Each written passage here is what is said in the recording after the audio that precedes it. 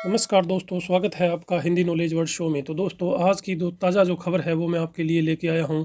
तो जो पहली खबर है वो है आईडीबीआई बैंक ने एफडी पर मिलने वाले ब्याज में बढ़ोतरी की है। अब मिलेगा अधिकतम है 5.60% ब्याज है। एचडीएफसी के बाद अब आईडीबीआई बैंक ने भी एफडी पर मिलने वाले ब्याज में बढ़ोतरी की है। बदलाव के बाद आईडीबीआई बैंक की तरफ से 6 दिन से लेकर 10 साल तक की एफडी पर 2.70% से लेकर 5.60% तक का ब्याज दिया जाएगा। ब्याज दरों में किया गया बदलाव 20 अप्रैल से लागू हो गया है। दोस्तों, बात करते हैं अगली खबर की ओर है। मारुति XL6 का अपडेटेड वर्जन लॉन्च किया गया है, जिसकी जो शुरुआती कीमत है वो है 11.29 लाख रुपए। मारुति सुजुकी इंडिया ने अपनी बड़ी गाड़ी मारुति XL6 का अपडेटेड वर्जन लॉन्च कर दिया गया है। इसमें कई लग्जरी फीचर्स दिए गए हैं। इस 6 सीटर कार में कई ऐसे प्रीमियम फीचर है जो पहले वाली कार में नहीं थे। एक्सटीरियर और इंटीरियर में दिए गए बदलाव के साथ कंपनी ने इसकी शुरुआत जो कीमत जो है वो 11.29 लाख रुपए रखी गई है। तो दोस्तों, अब बढ़ते हैं अगली खबर की ओर। ब्रिटिश पीएम का भारत यात्रा।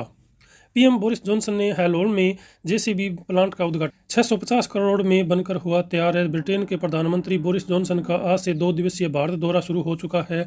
उनके दौरे की शुरुआत गुजरात से हो चुकी है। आज पीएम बोरिस गुजरात के बड़ौदा के हैलोल में जेसीबी कंपनी की नई यूनिट का उद्घाटन किया है। इस यूनिट में बुलडोजर समेत कंस्ट्रक्शन जैसे क्षेत्र के दूसरे उपकरण भी बनाए जाएंगे। ब्रिटिश मूल की कंपनी जेसीबी का भारत में यह छठा प्लांट होगा। दोस्तों, अगली खबर जो है अपने पड़ोसी देश अफगानिस्तान से। अफगानिस्तान में फिर हमला। मजार शरीफ की सिया मस्जिद में ब्लास्ट। 20 लोगों की मौत हो गई, जबकि 66 लोग दोस्तों इसमें घायल हो गए।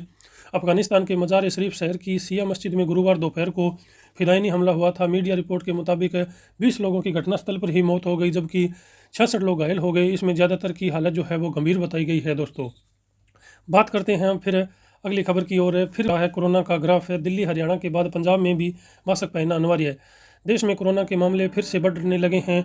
पिछले 24 घंटे में 2380 नए केस सामने आए हैं, जबकि 4 लोगों की मौत हुई है। नए मामलों में 3 राज्यों की हिस्सेदारी सबसे ज़्यादा। ये 3 राज्य हैं दिल्ली, यूपी और हरियाणा।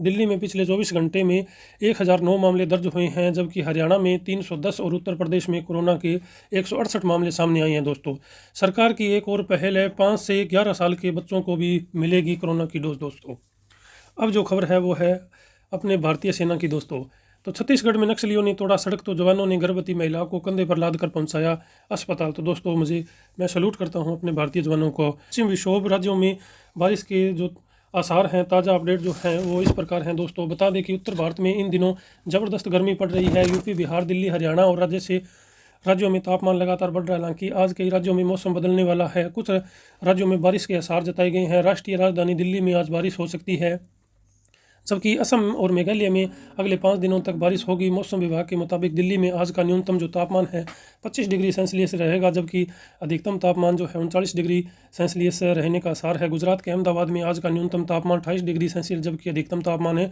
40 डिग्री के आसपास रहेगा। दोस्तों, मध्य प्रदेश की बात करें तो भोपाल में आज का न्यूनतम जो तापमान है वो 24 डिग्री, जबकि अधिकतम जो तापमान है वो 40 डिग्री सेल्सियस रहेगा। मौसम विभाग ने आज यहाँ बारिश की संभावना जताई है। वहीं स्काई मेट वेदर के मुताबिक पंजाब, हरियाणा, दिल्ली, राजस्थान और पश्चिमी उत्तर प्रदेश के कुछ हिस्सों में धूल भरी आंधी चलने की भी संभावना है। दोस्तों, अगली खबर की ओर बढ़ते हैं। National civil service day 2022। PM Modi ने दी सलाह, बदलती दुनिया और समय के हिसाब से खुद को डालें। प्रधानमंत्री नरेंद्र मोदी ने नई दिल्ली के विज्ञान भवन में गुरुवार को लोक प्रशासन के क्षेत्र में उत्कृष्ट योगदान देने वाले, अहम भूमिका निभाने वाले अधिकारियों को सम्मानित किया। प्रधानमंत्री ने तेज गति से बदलती दुनिया में समय के अनुसार चलने की सलाह दी है और 3 लक्ष्य गिनाए हैं। उन्होंने कहा है कि हम एक लोकतांत्रिक व्यवस्था हैं और हमारे सामने 3 लक्ष्य हैं। पहला, देश में सामान्य और सामान्यतः मानव के जीवन में बदलाव आए, उसके जीवन में सुगमता आए और इसका एहसास भी हो।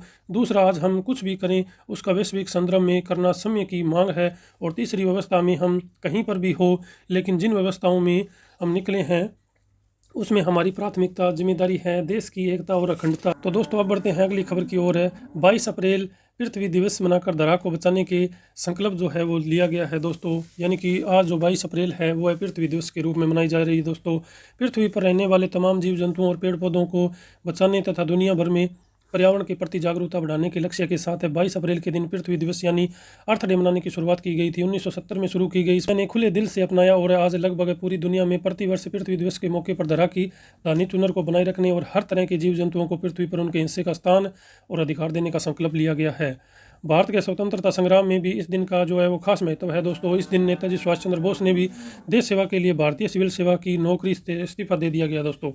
अब बढ़ते हैं अगली खबर की ओर। त्रिपुरा राज्य सरकार पत्रकारों को देगी स्वास्थ्य बीमा योजना का लाभ, 3 लाख रुपए तक के कवर को मंजूरी। पिछले वित्त वर्ष में रक्षा मंत्रालय ने घरेलू फर्मों से लेकर लक्ष्य से ज़्यादा की दोस्तों खरीदारी। 65.50% आधुनिकीकरण कोष को इस्तेमाल घरेलू खरीद पर हुआ। आत्मनिर्भरता की ओर अग्रसर भारत। प्रधानमंत्री नरेंद्र मोदी ने आत्मनिर्भर भारत के दृष्टिकोण को प्राप्त करने के लिए भारतीय उद्योग माध्यम से स्वदेशी खरीद पर पूंजी अधिकरण बजट के 65.50% का उपयोग किया है। रक्षा क्षेत्र में मेक इन इंडिया को बढ़ावा देने के लिए रक्षा मंत्रालय ने सेना की जरूरतों के लिए साजो सामान की घरेलू खरीदारी बाजार में भी कर रहा है। सिर्फ विदेशी कंपनियों पर ही निर्भर नहीं है। वे संबंधी प्रारंभिक रिपोर्ट के मुताबिक मंत्रालय ने गत वित्त वर्ष में अपने बजट का 99.50% उपयोग किया है। बात करते हैं दोस्तों अगली खबर की ओर। एमपी में यानी कि मध्य प्रदेश में बिजली गुल है। नौकरशाही के कार्यक्रम में सीएम शिवराज के संबोधन के दौरान बंद हुई बिजली तो मुस्कुराकर शिवराज बोले अभी कोयले का संकट। अगली खबर बढ़ते हैं दोस्तों। नक्सली इलाके में सीआरपीएफ कर्मियों को राहत अब नहीं करना पड़ेगा, एयर एम्बुलेंस का इंतजार। रात में हेलीपैड पर उतरेंगे हेलीकॉप्टर। सीआरपीएफ के एक अधिकारी के मुताबिक नक्सल प्रभावित क्षेत्रों में नए हेलीपैड बनाने पर काम चल रहा है। छत्तीसगढ़ में अब 13 हेलीपैड ऐसे हैं जहां पर दिन ढलने के बाद भी चॉपर उतर सकता है। बरसात या धुंध के मौसम में भी चॉपर को हेलीपोर्ट पर सब साफ दिखाई देगा। वहां प्रकाश की पर्याप्त व्यवस्था की गई है। इसके अलावा सुरक्षा की दृष्टि से भी कई नए कदम उठाए गए हैं। नक्सली प्रभावित क्षेत्र जहां घने जंगल है और पथरीला रास्ता है वहां पर भी विशेष ऑपरेशन मुठभेड़ या आईईडी ब्लास्ट में घायल हुए सीआरपीएफ के बलों के योद्धाओं को एयर एम्बुलेंस के लिए इंतजार नहीं करना पड़ेगा। अब ऐसे हेलीपैड बनाए जा रहे हैं जहां पर रात के समय में हेलीकॉप्टर उतर सकता है। वहां पर रोशनी की पर्याप्त व्यवस्था की गई है। अब छत्तीसगढ़ में 13, झारखंड में 3 और ओडिशा में 4 हेलीपैड मौजूद हैं। इनमें से कई तरह के बदलाव भी इनमें किए गए हैं दोस्तों। अगली खबर बढ़ते हैं जो है कि राजस्थान से। राजस्थान के 10 जिलों में पानी का जो संकट है वह गहरा रहा है। 26 दिनों के लिए बंद होगी नहर। गाँव में बिगड़ते हालात। पश्चिमी राजस्थान की प्यास बुझाने वाली इंदिरा गांधी नहर में एक बार फिर पूर्ण नहरबंदी का वक्त आ गया है। 25 अप्रैल से नहर में पानी पूरी तरह से बंद हो जाएगा जो 19 मई तक बंद रहेगा। ऐसे में इन 26 जिलों में पहले से एकत्रित पानी से ही शहरों में गाँव के पीने का पानी देना होगा। इसके बाद पश्चिमी राजस्थान के 10 जिलों में पानी के हालात जो है वो बिगड़ सकते हैं दोस्तों। अगली खबर जो है वो है एमपी के इंदौर से। एवरेस्ट पर चढ़ा इंदौर का 7 साल का दिव्यांग दुनिया का सबसे कम उम्र का ग्लाइबर काला पत्थर पर फहराया तिरंगा। अगली खबर है बिहार बोर्ड से। बिहार बोर्ड ने इंटर में 48,000 सीटें बढ़ाई। इस बार राज्य के +2 स्कूल कॉलेज में 17.50 लाख स्टूडेंट करा सकेंगे। एडमिशन जल्द जारी होगा डेट दोस्तों। अगली खबर है छत्तीसगढ़ से। छत्तीसगढ़ में 24 अप्रैल से टीचरों की छुट्टियां। भीषण गर्मी से अवकाश को लेकर आदेश जारी। 15 जून तक बंद रहेंगे स्कूल। डेयरी कॉम्प्लेक्स प्लांट का उद्घाटन। पीएम मोदी बोले बनासकांठा जिले की महिलाएं अपने बच्चों की तरह पशुओं की भी देखभाल करती है दोस्तों। प्रधानमंत्री नरेंद्र मोदी ने बनासकांठा जिले के दियोदर में आज 600 करोड़ रुपए से अधिक की लागत से बनाया गया एक नया डेयरी कॉम्प्लेक्स और आलू प्रोसेसिंग प्लांट देश को समर्पित किया जाएगा। डेयरी कॉम्प्लेक्स में एक ग्रीन जोन प्रोजेक्ट है। यहाँ से दूध और आलू के कई प्रोडक्ट्स बनाए जाएंगे जिन्हें विदेशों में निर्यात भी किया जाएगा। ये प्लांट स्थानीय किसानों और आसपास के गाँव को भी आर्थिक रूप से मजबूती देंगे दोस्तों। तो दोस्तों आज की वीडियो आपको कैसी लगी? दोस्तों वीडियो आपको अच्छी लगी तो लाइक करना और अपने दोस्तों और अपने फैमिली मेम्बर को शेयर करना। Thank you for watching video. Take care and good bye.